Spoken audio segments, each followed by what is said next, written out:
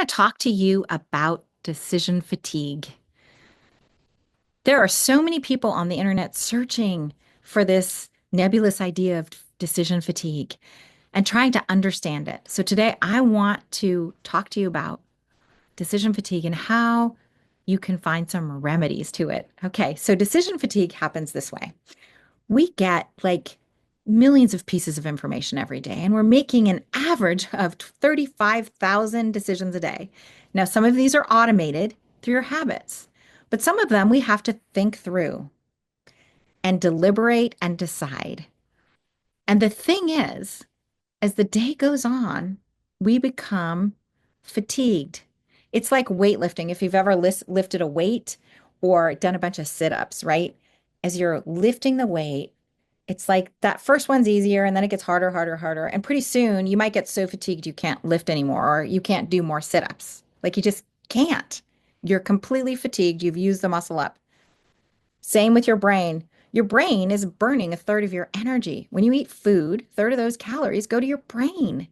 It's amazing what it's doing for you, but it gets tired. So I want to share with you from a recent class I taught. I want to share with you one slide to just help you walk through when you're feeling decision fatigue to recognize that as the day goes on, as the number of decisions pile up, you do get more fatigued. It's okay. It's normal for our brains. And if you want research on it, there was this study done of judges. Okay? Judges, they're great deliberators, they're master thinkers, they're amazing people. And these judges were deciding on parole for people. So at the start of the day, gosh, they're realizing, yeah, 75% of or 70% of these people, deserve parole. I could be granting parole for them. So as the morning wears on, when they start to get more fatigued and towards lunchtime and they haven't taken a break, guess what? The parole rate went close to zero. Then they took a break, ate, relaxed, went back to it. And guess what? The number was back up to 70. So if you're worried that there's something wrong with you, there is not. These very smart people who are great deliberators are affected by decision fatigue too. So today I just want to offer you some ideas about decision fatigue and how to help yourself. So I did a class called Sort Yourself Out recently, and we talked about decision fatigue because when we're in a state of decision fatigue, we're actually in cognitive overload. There's many inputs, too much to process. So some things that we can be doing is prioritizing our big decisions early. Now, for some people, for many adults, early in the day is the best time for them. This is when you're at your peak performance, when you have the most clarity of thought. It's like, those file drawers, it gets like you get a new file system and you're like, oh, it's so nice. It's easy to move through these files. And then as you add more, it becomes crammed and you can barely even pull the files out to look at them. Well, early in the day, it's like the files are spread out. There's lots of room to look at them and sort through them. And as our fatigue gets higher and higher, it's like they're compressed more and more and harder to manage. So prioritize your big decisions early in the day. However, for young people, and for some people who are adults, and I have a son who's like this, it's like actually nighttime. Nighttime is when their peak performance is. So recognize we're not all the same. We're not all wired the same. We don't need to be. Recognize when you have your best peak performance, pick that time for making those big decisions, from doing that heavy lifting with your brain. Automate your simple decisions.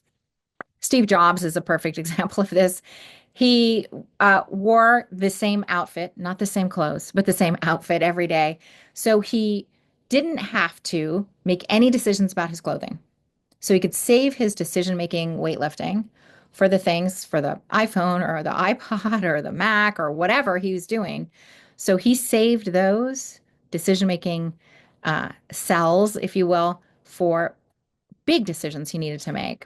So he automated the simple ones. Now, I like wearing different things every day, so that's okay that some of my creative energy goes to that.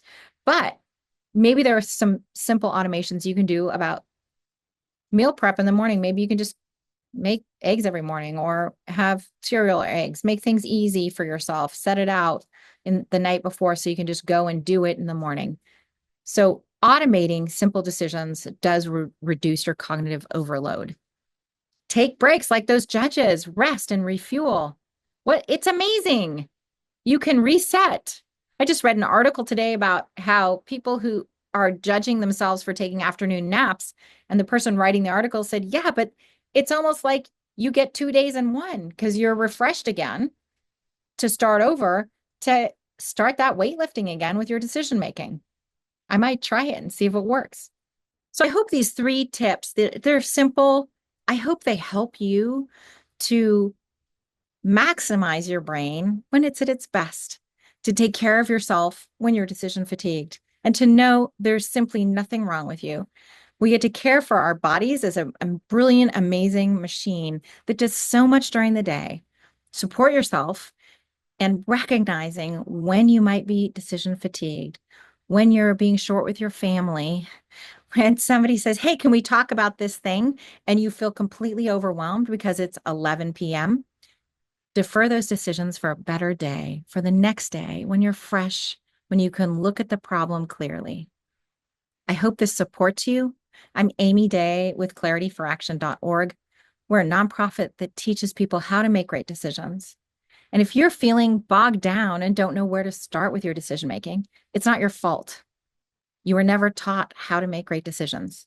Decision science, brain research teaches us so much about how we can know we've made a great decision, how to make those, and how to integrate our thinking and our feeling in moving forward in creating the life we've always wanted to live through making great decisions.